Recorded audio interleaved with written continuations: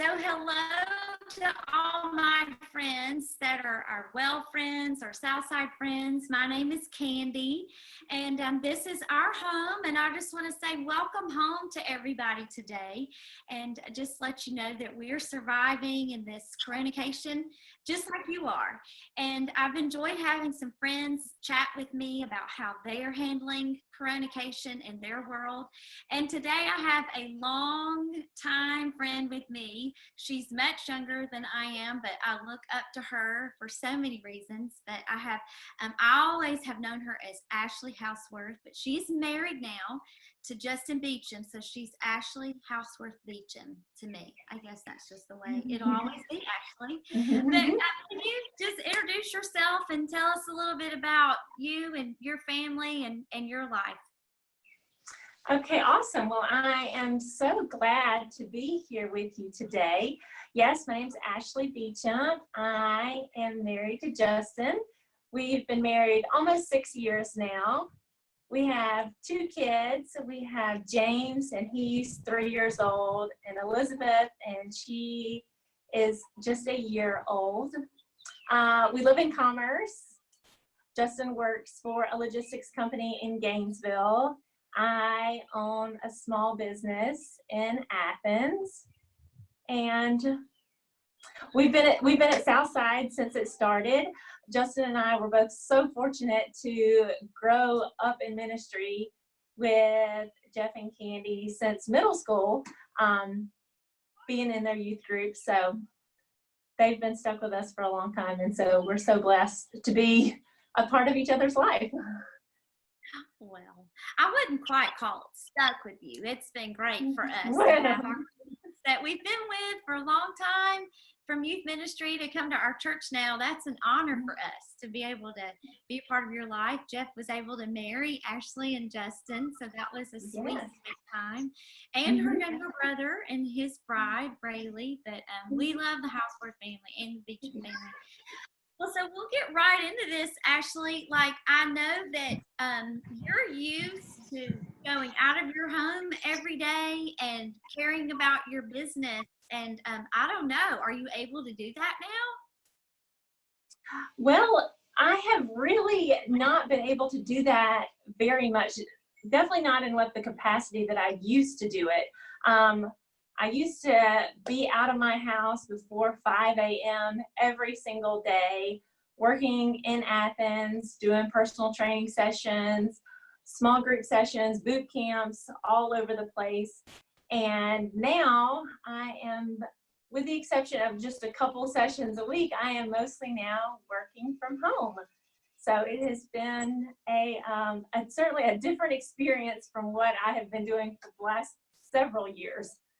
Yeah, that WFH, like I had to figure that out. I would see people post WFH. What is that? Oh, it's work from home. So you're working from home and you have 2 little ones. So tell me, how does that work? Well, I'd really love to say that it was controlled chaos, but I think it's probably just more chaos than it is anything. Everybody's still living and breathing, and everybody's getting fed and sleeping, and a few clients are getting some workouts in. So it has definitely been an adjustment that honestly, it's just every day we're just getting up and we're double knotting our shoelaces and we're just taking it on one day at a time. So you don't have to keep tying them, right? That's right. That's right. Or that things don't come undone as quickly. Well, so what do you feel like's been your greatest challenge with that? Trying to keep your business going and keeping up with your kids and being ready for your husband to come home in the evening? Like, what's been the most challenging thing for you? It's really kind of been a roller coaster of things. Now that we're a couple weeks into it, I kind of am feeling like I'm in a little bit better groove than I was in the beginning. Justin still goes to work every day. He works in logistics, and so he's really manning the supply chain out there for all of us to make sure that we still keep getting the goods that we need. And so he's really not been here on the home front much at all. He's been working a lot. So I haven't really been able to count on him very much for things around the house. So I've been doing a lot of that on my own. But the most challenging, I guess, is really I've had to reinvent my business. My business this year turns 10 years old, which is so exciting. But I've really had to kind of turn the tables on everything that I've been doing for the past 10 years.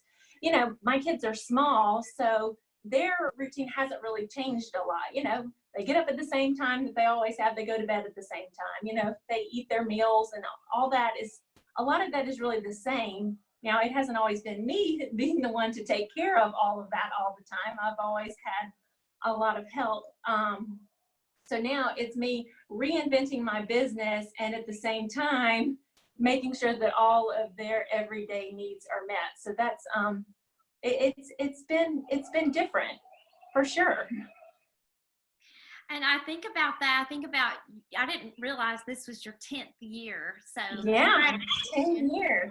Thank you. That's huge for anybody to stick with anything for 10 years is amazing. And I think of all the challenges that would come with being an entrepreneur and starting your own business and sticking with it. I know that that was tough, but kudos to you for sticking with it. But I think about this, I don't know if for you, for me, I would have sat at the beginning of 2020 or at the end of 2019, and I would have been thinking, okay, I'm coming up on my 10th year. It's the Vision 2020 year. Yes. You know, like, did you have some things in mind to do this year that just totally kind of went kaput? Yes, just totally kaput. You know, so many fun things that I really wanted to accomplish for myself and for my clients. I have so many clients that have been with me throughout that whole 10 years. And so I really wanted to take this year to not as much celebrate me, but celebrate all these wonderful people that I get to work with every day and all the things that they have accomplished over the last 10 years. And so kind of all of that has blown out the window. And trying to come up with new and different ways to celebrate all of our hard work together, because we're still in it together. We're still drudging ahead. It just looks a lot different than what I had envisioned it to look like. So.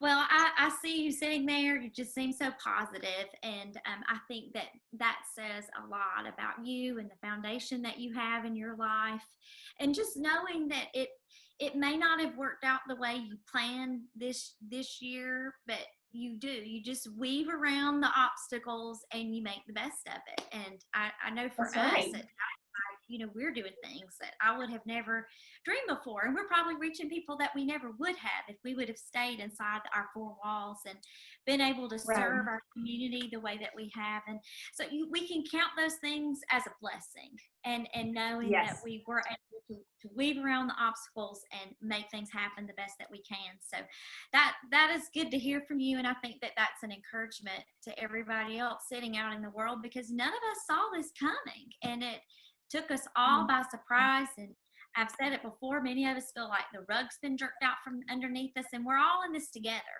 So I just want to reflect for a second, like, how did you decide that you wanted to get into the personal fitness training world? Like, what put that desire in your heart?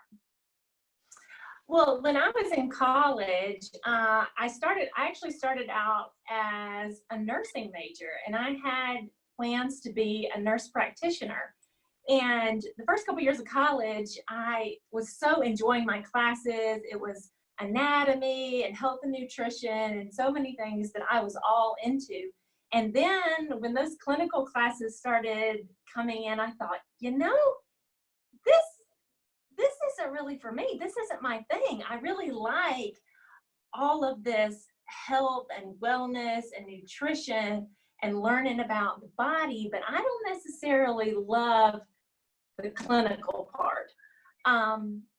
So I kind of veered off from the nursing major, and I found myself as an exercise science and wellness major. And I tell you, when I sat in that first major class with that, I thought, you know what, this is me. This is where I belong. This is all the stuff that I'm into and I like. And, ever since then, I graduated from college, and then I started working actually at the university in strength and conditioning. And that, I really enjoyed that. I enjoyed working with athletes and young people because I was so young at the time, but it really wasn't the perfect fit for me for longevity. I really wanted to work with a larger population of people, and I specifically wanted to work more with women.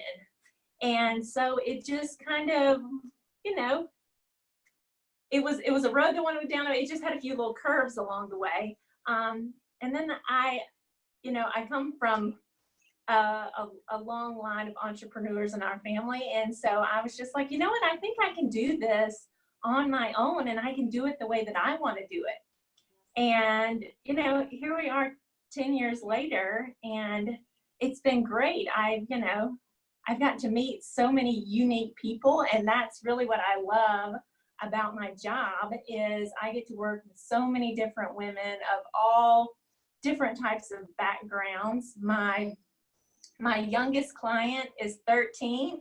My oldest client is 94. And I got a little bit of everything all in between there. And so it makes for a fun day with a lot of different types of people. And so that's really what I love the most. That is great. Well, I was going to ask you what your highlight was. Is that pretty much it? Or did you have something else that you want to say as your highlight? Yeah, I mean, I would say my highlight is the relationships that you get to build, because when you're in the service, and personal training would be considered part of the service industry, and when you're getting to serve people and work alongside with people, and certainly in the fitness world, you get to see them often. I see so many of my clients 2 or 3 times a week for an hour at a time, and all we're doing is talking about their health and wellness, and you really get to know people really well. And so that's what I really love. That's the highlight, is just building those relationships with people and seeing them just become their best versions of themselves. That's the highlight.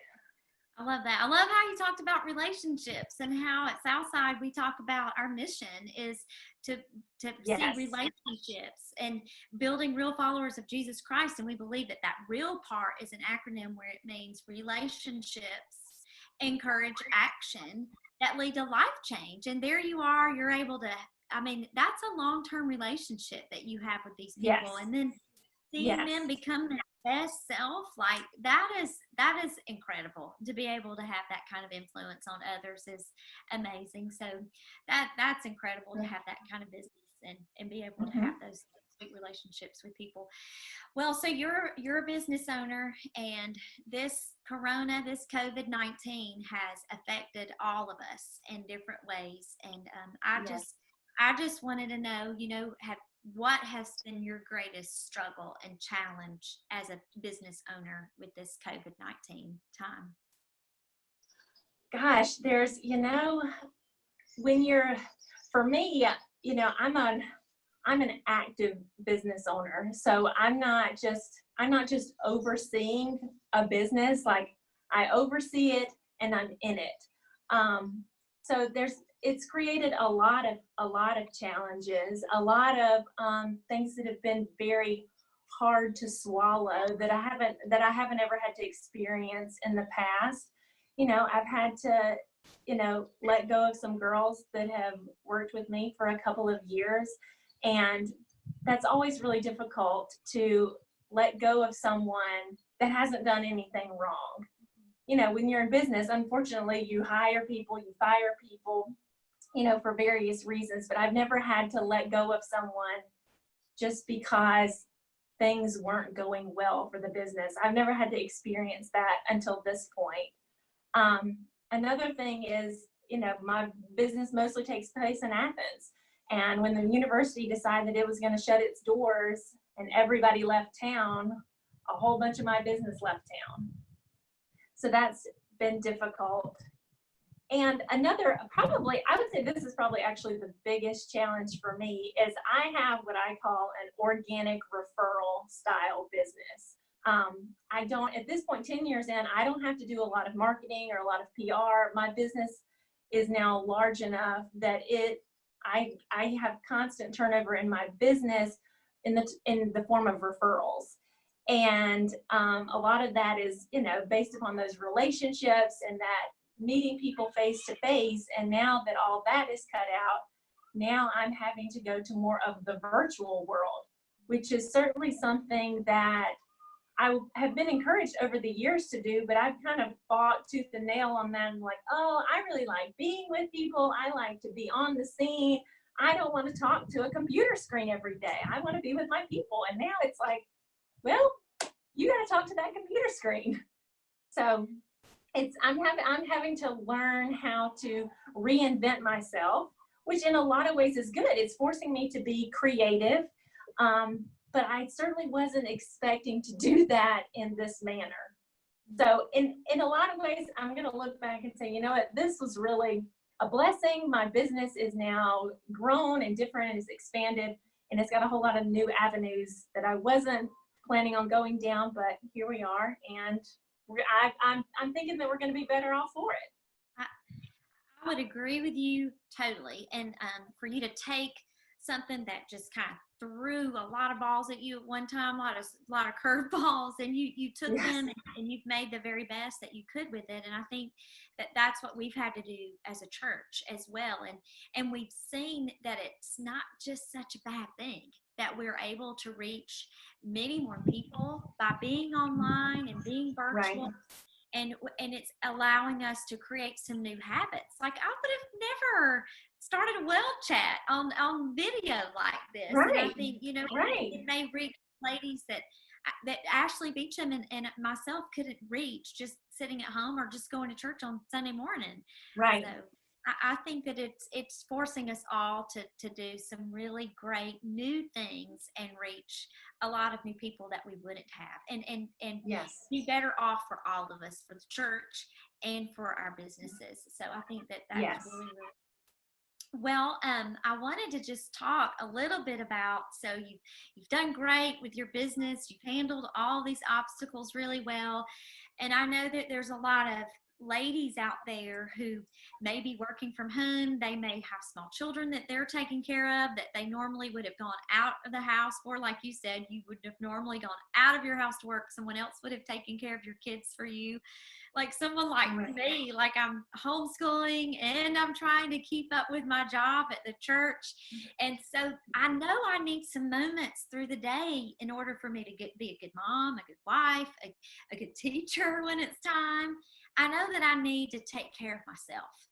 And so, and I do make exercise a priority in my life, but I would like for you to speak into that and how exercise is a form of self-care and how important, what a great priority that is for us to have in our lives. Tell me why. Tell me why I'm doing it. Yes. Well, this is a speech that I have just been preaching and singing for years, and something that I tell every single person that I work with is, if part of your mission, your goal, your purpose in life is to take care of others, you first have to take care of yourself. Because in order for you to be your best self for all your people in your tribe, you got to be strong physically, you got to be strong mentally, emotionally, and spiritually. And if you're just not a strong girl all the way around, you can't be the best version, the strongest version for the people in your tribe as they might need or they might just want. So that's so important to take that time every single day to work on one of those 4 areas. Preferably, let's knock out two areas a day, to work on and to help create that best version of yourself. That's good. So why is exercise so important? Like, why should ladies make that a priority in their day? How many times a week do you suggest? Like, what does that do for us? So, exercise does so many powerful things for us outside of just making us look better. so often people think, oh, I just want to exercise because I want to look better, I want to lose weight. And those are all well and good things, but we want our bodies to be healthy. And in order for them to be healthy, they need to have some muscle on them. Our hearts need to be able to withstand a lot of pressure. So exercise, it builds up our muscles, it builds up our heart, it helps with our endurance, but it also, one thing that it really is so powerful for is our endorphins. I think Elle Woods said it best. If you watch Legally Blonde, endorphins make you happy. Okay. And that there's a lot of truth. We laugh about this kind of things, but it's true. We got to do things that help ourselves out. And endorphins are powerful. They're the powerful little engines that could. And they really get in your brain, and they start working, and they start stirring, and they start saying, you know what, Ashley, you can do this. You are strong. You can keep on going. And that carries over through your day, not just when you're exercising, but that kind of mental strength carries you throughout your day. And so you really need that exercise for your body and for your brain. And you also need exercise for a break. You need a break throughout the day to just break a sweat. Take a break from the cooking, or in my case, they're cleaning up 500 Cheerios off the floor for the third time a day. You need a break to get outside and get moving and get a little sweat going, just to feel better and to know that you really accomplished something just for you. I think that's great. For me, it's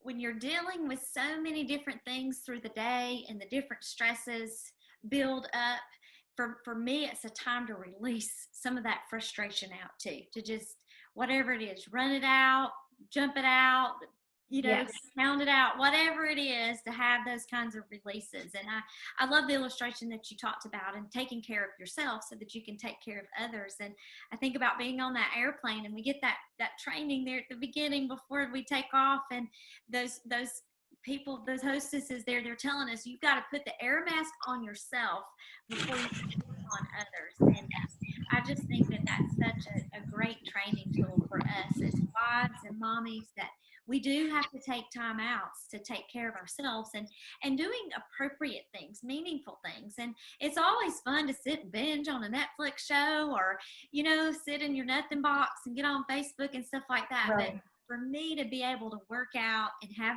some time alone, to say no to the phone for that 30 minutes, and to just know that this is a release for me. And Yes. It's so good. And for me, I need to do it in the mornings, but if I can't get it done in the mornings, I need to go out in the afternoon. But would you say that there's a time of day like that we should make exercise a priority for ourselves? Does it matter? In terms of just your overall health and wellness, it really doesn't make that big of a difference when you exercise.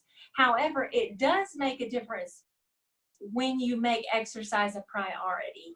So I am a big believer that exercise needs to be on your schedule. So if that's on your phone, if that's in an actual agenda that you pulled out, whenever you've got time to put it on your calendar, that's the best time to exercise. For a lot of people, it's in the mornings. It's early in the mornings before your house gets moving. Because then there are no excuses. There's nothing going on when everybody is asleep in the mornings. At night, there's inevitably always going to be something going on. There's going to be social events and various things with your job, or something that happens at night. However, early in the mornings, those kind of things don't occur. So it's a great practice to get up and get going early on your exercise, just because you've got the time to do it then. It's just a matter of you can get your feet out of the bed and get going.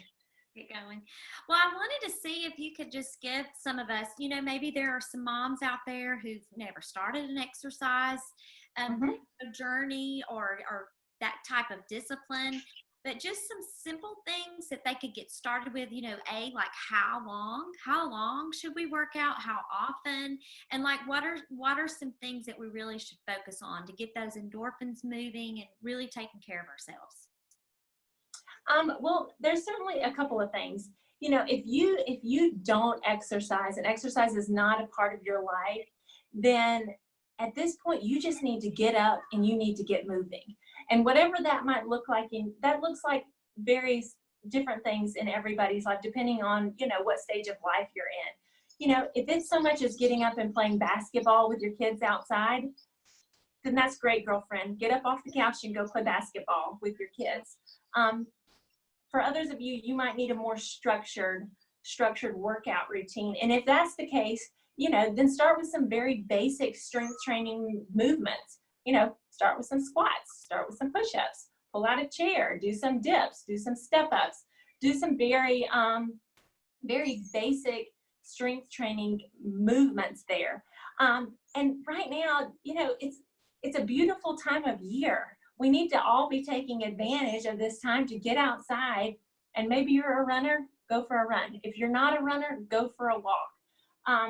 The American Heart Association puts out a very basic plan that we all need to get 10,000 steps in a day.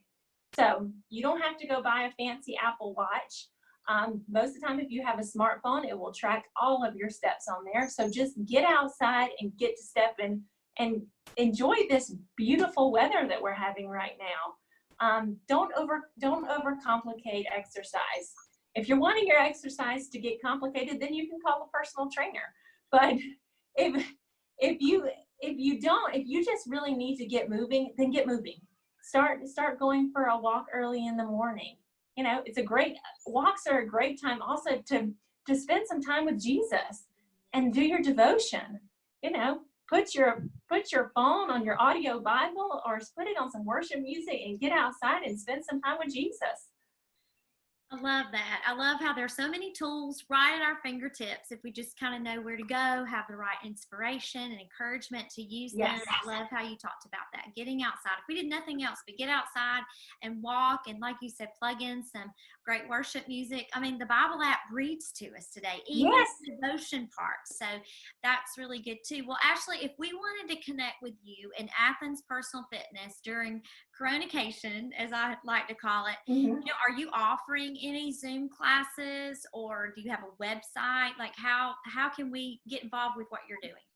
Yes, well, right now I'm doing I do a free Zoom class every single week.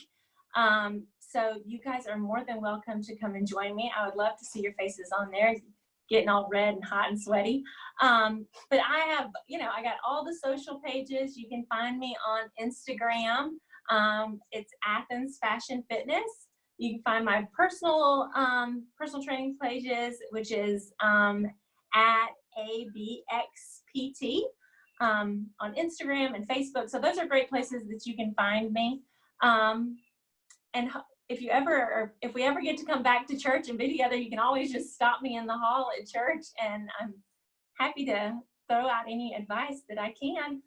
That's great. So you said you're doing a Zoom call. When is that? Or do you do it the same day, same time during the week? I do it every single week. I've been changing the day and the time. That way I can just kind of reach different people. I realize everybody's schedules are different. So every single week I do it a little bit different. This week I'm doing it on Thursday at 4:00. So anybody wants to join me, it is open. I'd love to see you guys on there. That is great. Well, any last minute encouragement that you would like to give any moms out there or small business owners who are just hanging on by a sheer thread? I would just really like to say that, we're going to make it. And we're going to come out better. We're going to come out better people. We're going to come out better business owners. And we should come out better followers of Jesus when this is all over. So yeah, keep your head up. We have a saying that my husband started using in the Beecham household, and he said, you know what? We didn't throw the first punch. The coronavirus threw the first punch, but when they threw the first punch, it was game on. And so we're going to throw the last punch. So, we're just going to get up every day and we're going to double knot those shoelaces, and we're going to keep on moving forward and trying to be the best versions of ourselves that we can be. I love that. I love the double knotting the shoelaces. I just feel like Yes. you just got to give yourself that extra measure of whatever it is that you're doing. Just do it one more time, tie it tight. And I read this morning in Philippians 2, verse 13, it says, "For it is God who is working in you, enabling you both to desire and to work out his good purpose." And every season, every curveball that we're thrown, God is right there with us. And so I just thank you for your encouragement, because he's right there with us. We're not alone. He's given us each other, and he's going to give us everything that we need to fulfill his good purpose. And I thank you for what you're doing, Ashley, and I thank you for the encouragement that you are to us all the time, but especially today.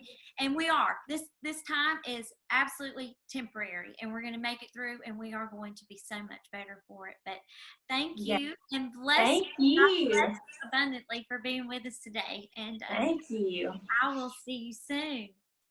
Yes, thanks so much.